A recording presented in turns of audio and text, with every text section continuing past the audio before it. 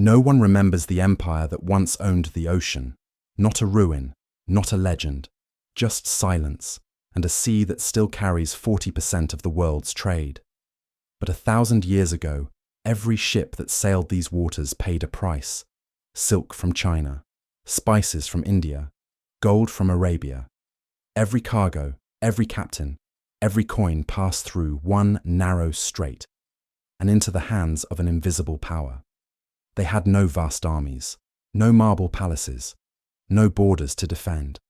And yet, for 700 years, they ruled the world's wealth from the shadows. Their name was Srivijaya, the forgotten empire that turned water into gold. While Europe fought over land, they conquered something far more valuable, the flow of trade itself. They taxed the world without firing a single arrow. They built floating cities instead of castles. They proved that control of connection is the highest form of power. And then, they vanished. No one knows how an empire that rivaled China disappeared so completely that even its own descendants forgot it existed. Tonight, we'll bring it back. This is Empire Economics, and this is the story of the hidden dynasty that controlled the East's wealth, and how its invisible system still runs the modern world. Picture this: a single empire controlling trade routes worth trillions in today's money, taxing every merchant ship that passed through the world's most valuable waterway, accumulating wealth that would make modern billionaires look like street vendors. Yet most people have never heard its name. For nearly 700 years, while Europe stumbled through the Dark Ages, a maritime dynasty dominated the seas of Southeast Asia, built floating cities of gold, and created the world's first truly global trade network. They controlled the Strait of Malacca, the narrow passage between the Indian and Pacific Oceans, where every ship carrying silk, spices, gold, and precious stones had to pay tribute. They were called the Srivijaya Empire, and their story reveals how real wealth has not always flowed through armies, or land, but through the invisible highways of commerce. Makes their tale so remarkable is not just the fortune they accumulated, but how completely they vanished from memory. Until the 1920s, even the people living in their former territories had never heard of Srivijaya. The empire that once sealed China Riv in power and influence had been erased so thoroughly that French scholars had to piece together its existence from ancient Chinese texts and forgotten stone inscriptions. It was as if someone had deleted the most successful trading company in history from the world's hard drive. Here's what. But those forgotten records reveal Srivijaya didn't conquer through warfare. They conquered through economics. While other empires sent armies to claim territory, Srivijaya sent ships to claim waterways. They understood something that most rulers missed entirely. Controlling the flow of goods is more powerful than controlling the ground beneath your feet. Every merchant vessel traveling between China and India had to navigate the Strait of Malacca. Every cargo of silk, every shipment of spices, every chest of gold moving along the world's most lucrative trade route passed under Srivijaya's watchful eyes. And every single one paid taxes. Are staggering when the numbers, you consider the scale. Chinese records from the Tang Dynasty describe of ships moving fleets of thousands through Srivijaya waters annually, each loaded with goods worth fortunes. The empire didn't just tax these vessels once. They created a sophisticated network of tribute payments, port fees, and trade monopolies that generated continuous revenue streams from the same routes year after year. Imagine if a single entity controlled every major highway in America and charged tolls not just to cars, but to every product transported on those roads. That was Srivijaya's business model, applied to the ancient world's equivalent of the internet, maritime trade routes. What's fascinating is how they built this wealth without traditional markers of power. Srivijaya had no massive armies, no grand capital cities carved from stone, no endless territories stretching across continents. Chinese pilgrims visiting the empire described it as a collection of floating markets, port cities that appeared and disappeared with the tides, and trading posts that seemed to materialize wherever profitable commerce flowed. It was an empire made of movement, not monuments. Their secret weapon was understanding network effects centuries before economists had a name for the concept. The more ships that used Srivijaya's protected routes, the safer those routes became for everyone. The more merchants who paid their tribute, the more Srivijaya could invest in naval protection, lighthouse systems, and harbour infrastructure. They created what modern business would call a platform economy, where their wealth grew not by extracting resources from the ground, but by facilitating connections between distant markets. Buddhist monasteries became their banks. Chinese texts describe Srivijaya as a major centre of Buddhist learning, attracting scholars and pilgrims from across Asia who often stayed for years studying scriptures. But these weren't just religious institutions. They served as neutral ground where merchants from different cultures could conduct business, store wealth, and resolve disputes.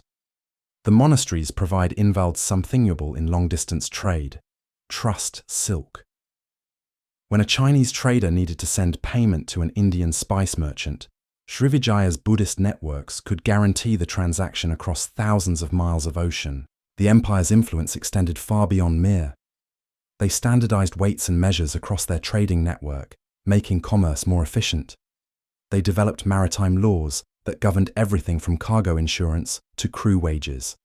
They even created an early form of currency exchange, allowing merchants to deposit coins in one port and withdraw equivalent value in local currency at distant harbours. These innovations didn't just generate wealth for Srivijaya, they increased the total volume of trade flowing through their system, creating a rising tide that lifted all boats while filling their treasury. But perhaps most remarkably, Srivijaya achieved all this through what they called rule by prestige rather than force. Chinese records describe tributary kingdoms voluntarily joining the Srivijaya network because membership brought prosperity. Local rulers found that aligning with the maritime empire brought their own ports into the lucrative trade system, generating tax revenue and economic growth that far exceeded what they could achieve independently. This wasn't conquest in the traditional sense. It was economic integration that made everyone richer while concentrating ultimate control in Srivijaya's hands. They had discovered something that modern economists would later call comparative advantage. Instead of trying to produce everything themselves, they specialized in what they did best, which was facilitating trade, then used their profits to purchase whatever else they needed from their vast network of partners. The wealth this system generated was extraordinary, but it left almost no physical trace. Unlike the Grand Pyramids of Egypt or the marble columns of Rome, Srivijaya's treasures were never meant to last forever. Their wealth flowed like the tides they mastered, liquid and adaptable. Gold didn't sit in vaults gathering dust. It moved constantly through their network, financing the next fleet, funding the next trading post, purchasing loyalty kingdom. This from the next tributary wasn't hoarding in the traditional sense.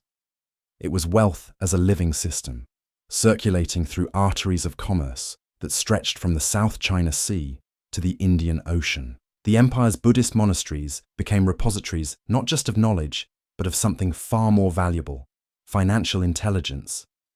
Monks who spent their lives studying sacred texts also tracked commodity prices across a dozen kingdoms.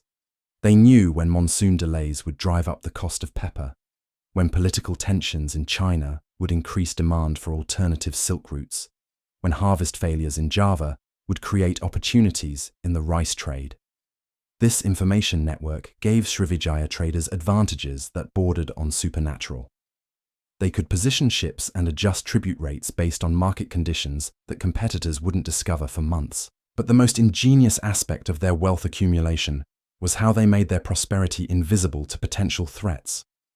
While Chinese emperors built forbidden cities and Javanese kings erected massive temples, Srivijaya's rulers lived modestly in wooden palaces that could be dismantled and moved if necessary. Their fleet could scatter across hundreds of hidden harbours when enemies approached, then reassemble when the coast was clear. They had created the world's first truly distributed empire, impossible to conquer, because there was no single point of failure to attack. This strategy of invisible wealth would prove both their greatest strength and ultimate weakness. When the Chola dynasty from South India finally decided to challenge Srivijaya's dominance in the early 11th century, they couldn't find a traditional target. There were no great cities to siege, no central treasury to capture, no throne room to claim. So they did something unprecedented. they attacked the system itself. Chola fleets began raiding Srivijaya's trading posts not to conquer them, but to disrupt the network that held the empire together. The damage was catastrophic precisely because Srivijaya had built their power on trust and reliability. When merchant ships started disappearing, when tribute payments failed to reach their destinations, when the monastery banks couldn't guarantee safe passage, the entire system began to unravel. Partners who had prospered under Srivijaya's protection started making separate deals with the Chola raiders. Tributary kingdoms calculated that chaos was more profitable than loyalty. Within decades, the maritime empire that had controlled Asian trade for 6 centuries was fragmenting into dozens of independent city-states, each scrambling to survive in a suddenly dangerous world. Today, the Strait of Malacca still carries 40% of global trade, worth over $3 trillion annually. Ships loaded with electronics, oil, and manufactured goods follow the same routes where Srivijaya's tribute collectors once waited. The empire that mastered liquid wealth 7 centuries ago offers a timeless lesson. True power flows not from what you can destroy, but from what you can connect. Their legacy lives in every supply chain, every trade agreement, every network that transforms strangers into partners. Srivijaya proved that the greatest fortunes aren't built by taking from others, but by making others more prosperous than they could ever be alone.